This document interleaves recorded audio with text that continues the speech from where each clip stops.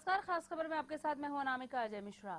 पिछला मानसून और उसकी डरावनी तस्वीरें जिसने सपनों के शहर की हकीकत दिखाई और प्रशासन के दावों की पोल खोल दी। अब फिर वही मानसून आया है और साथ में ढेरों सवाल लाया है कि क्या इस बार प्रशासन तैयार है? क्या पिछली बार के महाजाम के बाद इस बार कुछ सुधार हुआ है या नहीं?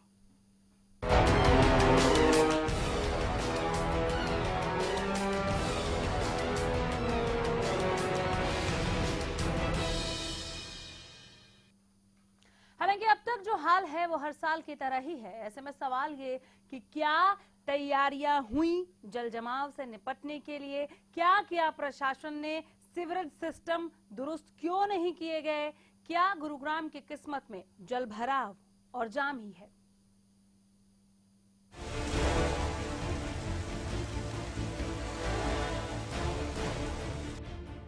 मल्टीनेशनल कंपनियां, ऊंची ऊंची इमारतें, हाई राइजिंग सोसाइटी, बड़े मॉल्स और शोरूम, ये पहचान है देश के बड़े आईटी हब गुरुग्राम, जहां बेहतर भविष्य का सपना संजोए देश भर से लोग आते हैं। लेकिन इस शहर की वास्तविक तस्वीर डराने वाली है। टूटी सड़कें, ट्रैफिक में गाड़ियों की लंबी कतारें, सड़कों पर भरा पानी और सफाई की बाट देख रहे सीवेज लाइंस। ये है इस सपनों के शहर की डरावनी हकीकत। कुछ नई कुछ पुरानी तस्वीरों के जरिए हाल बताते हैं। मॉनसून आया, गुड़गांव में जोरदार बारिश हुई और मूसलाधार बारिश के बाद शहर जलमग्न हो गया। बारिश का पानी सेक्टरों और कॉलोनियों की सड़कों ही नहीं, लोगों के घरों तक पहुंच गया। न्यू गुड़गांव इलाके के हालात ज्यादा गंभीर हो जाते हैं। तमाम दावों के बावजूद एक्सप्रेसवे की सर्विस लेन पर भी पानी भर जाता है। हालांकि पुलिस कर्मियों की मौजूदगी से हालात थोड़े काबू इस बार जरूर रहे, लेकिन वाहनों की रफ्तार धीमी जरूर हो जाती है। एक्सप्रेसवे से लेकर शहर के अधिकतर इलाकों में करीब 2 से 3 घंटे तक कम से कम जलभराव आम बात है। बरसात होते ही गुरुग्राम में बढ़ती ट्रैफिक समस्या की एक मुख्य वजह है सड़कों पर होने वाली वाटर लॉगिंग। जानिए क्यों होती है वाटर लॉगिंग गुरुग्राम में। गुरुग्राम पहाड़ों को काट कर बसाया गया है।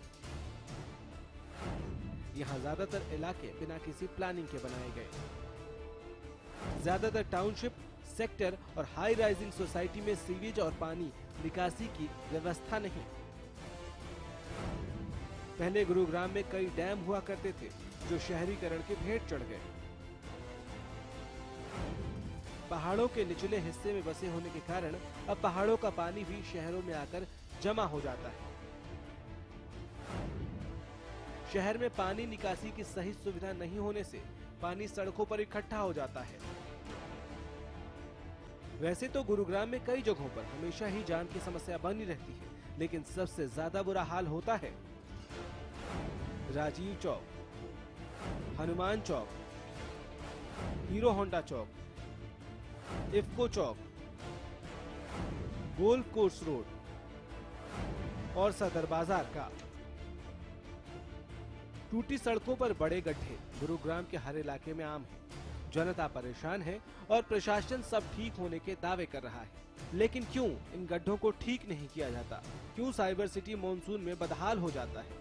ये सवाल पिछले मॉनसून में भी थे और इस मॉनसून में भी, लेकिन जवाब का इंतजार कल भी था और आज भी है। Bureau report, Haryana news.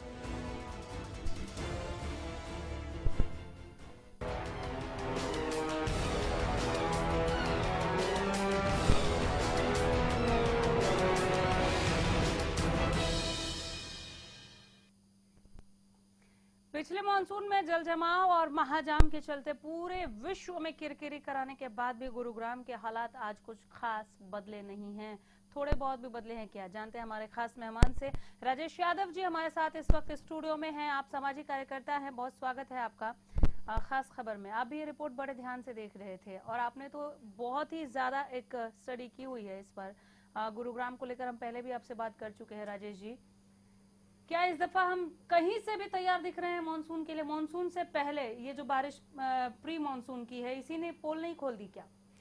नहीं, बिल्कुल शहर तैयार नहीं है। पिछले साल के जो हालात थे गुरुग्राम के, जब गुड़गांवा था, अब ये गुरुग्राम बन गया है। सिर्फ ये बदलाव आया है, नाम बदल गया, नाम बदल गया है, सरकार बदल गई। सरकार ने जो पिछली सरकारों के ऊपर ठीकरा फोड़ा जा रहा था अब तक, लेकिन पिछले 1 साल में देखेंगे आप, इस सरकार ने शायद हरियाणा की सबसे निकम्मी ये सरकार साबित हुई है गुरुग्राम के लिए। यहाँ पे मुख्यमंत्री जी हर तीसरे दिन दौरा करते हैं।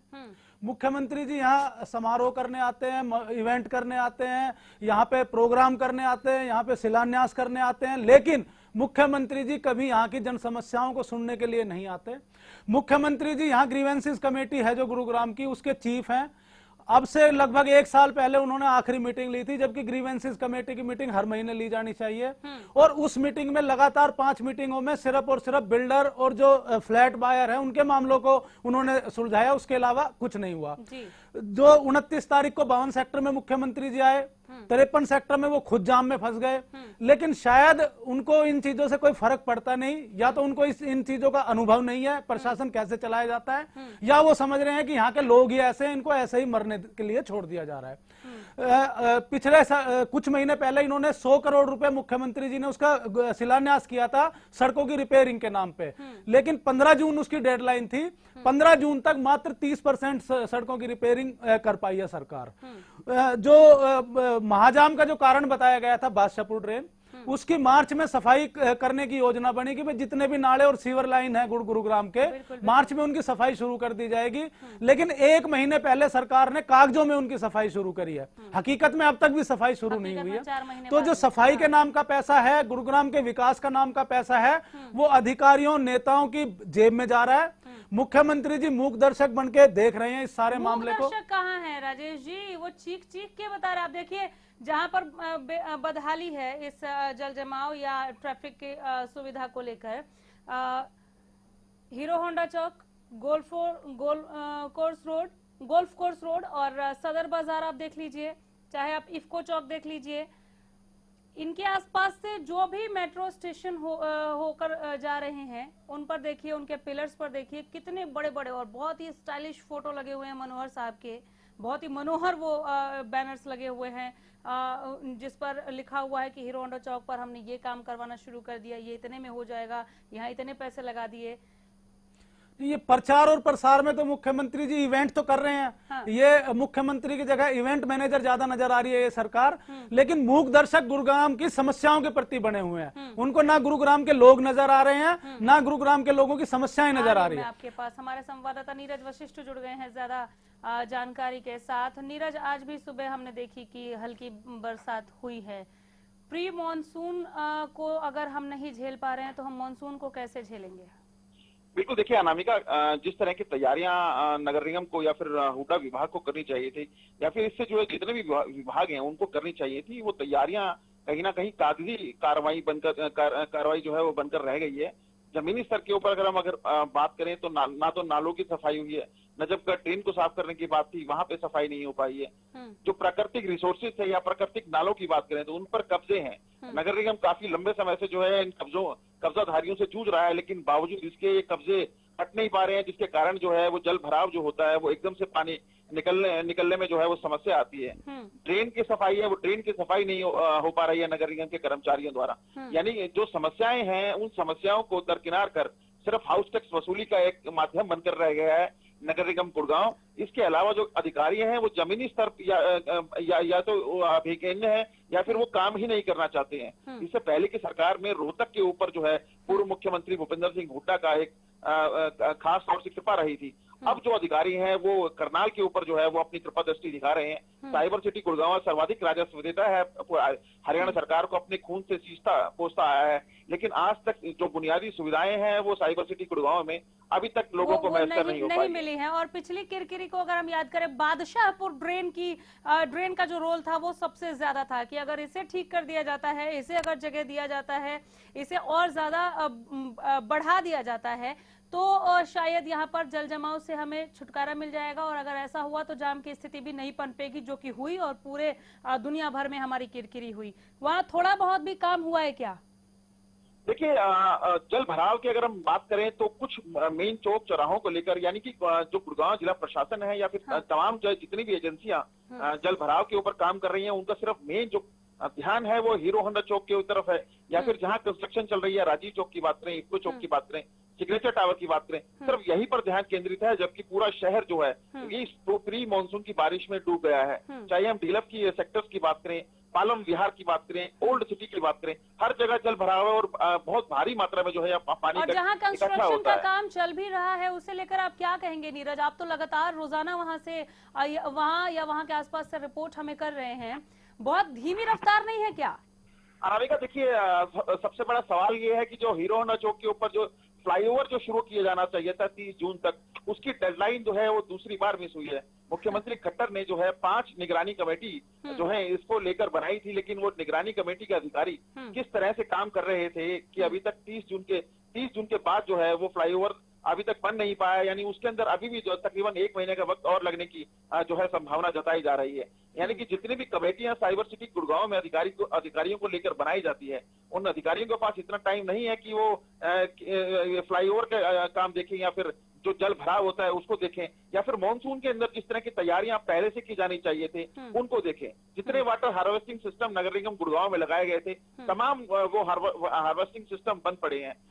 जोहड़ को जो है वो रौनक करने की बात की थी कि तमाम जो गांव हैं उनके अंदर जितने भी प्राकृतिक रिसोर्सेज थे जोहड़ों को भरने के लिए, उनको फिर दोबारा से भरा जाएगा, वहां पे वाटर हार्वेस्टिंग सिस्टम लगाया जाएगा ताकि जो जल स्तर है उसको ऊपर किया जा सके। लेकिन ये तमाम जो दावे थे, ये जो तमाम योजनाएं थी, सिर्फ कागजी कार्रवाई तक बनकर सिमट गई हैं।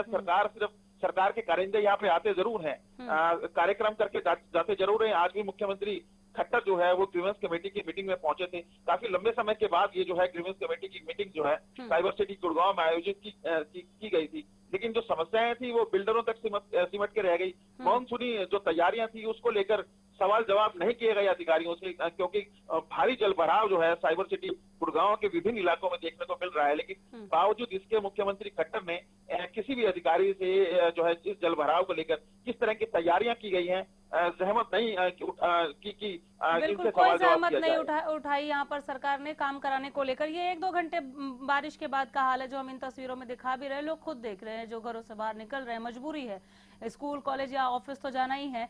यानी कुल मिलाकर नीरज, इसमें ये कहने में बिल्कुल नहीं हिचकना चाहिए, इसमें कोई दो राय नहीं है कि अगर एक दिन भी मूसलाधार बरसात हो गई इस मानसून में तो गए भैया काम से।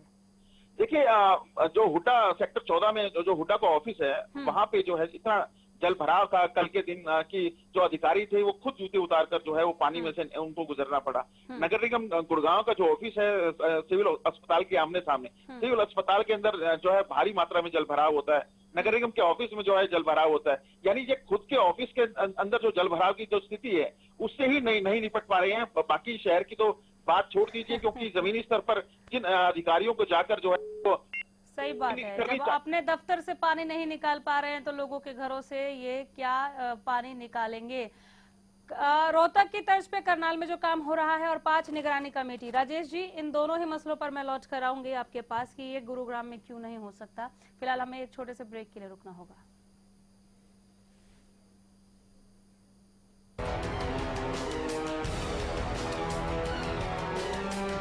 की स्थिति को लेकर, गुरुग्राम को लेकर हम ये बात इसलिए कर रहे हैं क्योंकि मॉनसून बस हमारे सामने ही है। अभी भी हम बारिश एक तरीके से झेल रहे हैं। अब हम बरसात एंजॉय नहीं करते क्योंकि बरसात अगर हो जाती है तो घर से बाहर निकलना बहुत मुश्किल हो जाता है।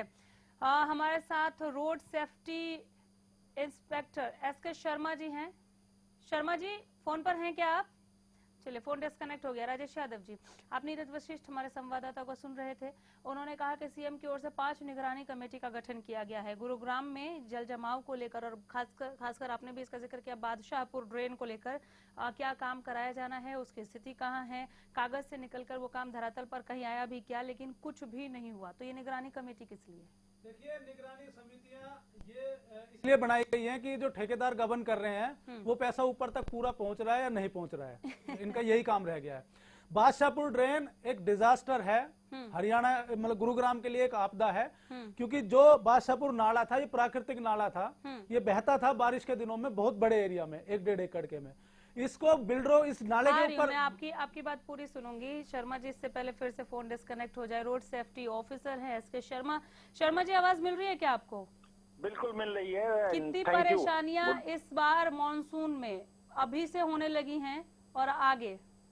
मानसून में हर साल वही परेशानियां होती हैं, कुछ बढ़ जाती है एडिशनल। हाँ।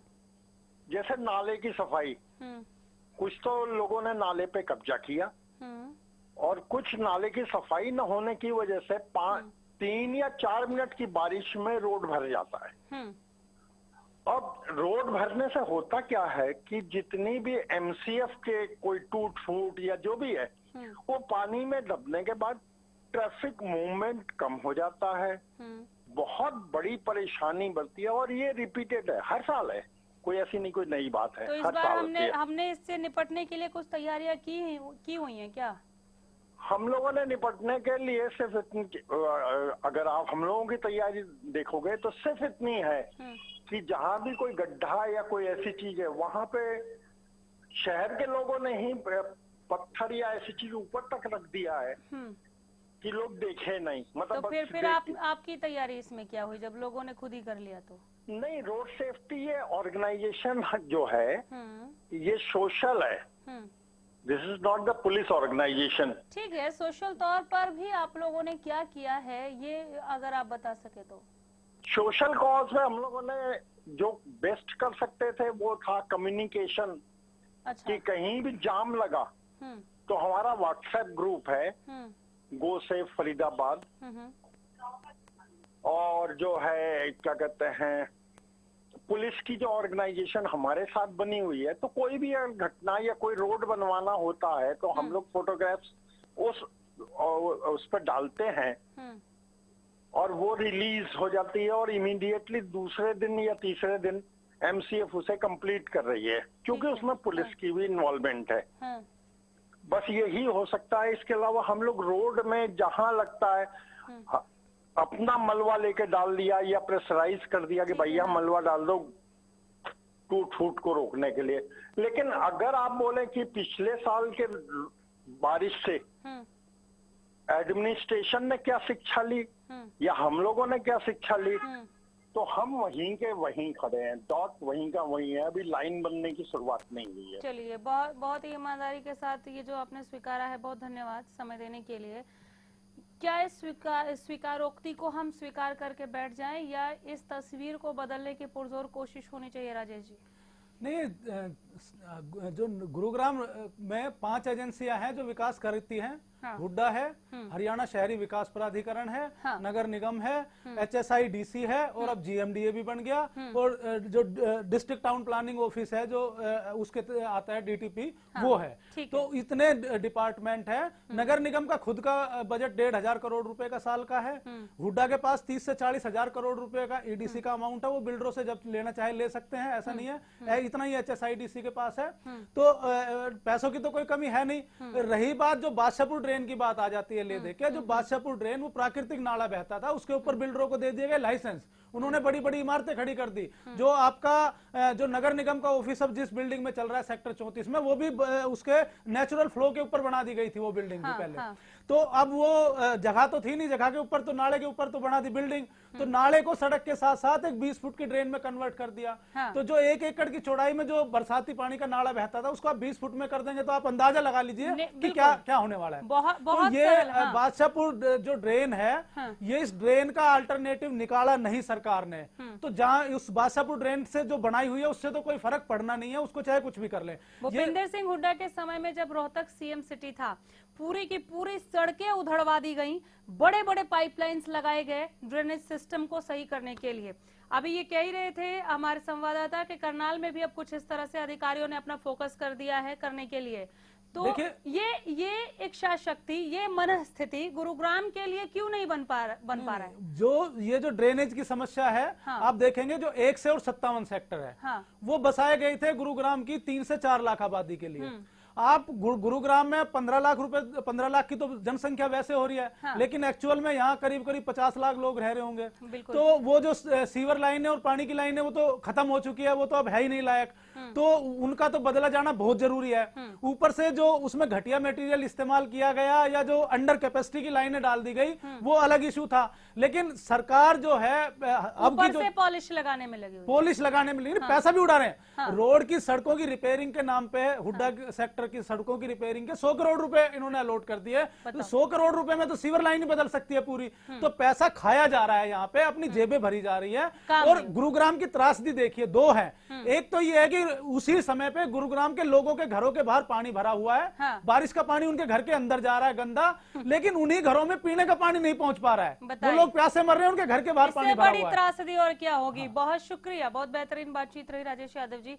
वक्त की कमी है, नहीं तो ये चर्चा और विस्तृत हो सकती थी और भी ज्यादा बात हम कर सकते थे। फिलहाल खास खबर में यही रुकना होगा। देखते रहिए हरियाणा न्यूज। राजनगर का निवासी हूँ, 30 साल से जो है राजनगर में रह रहा हूँ।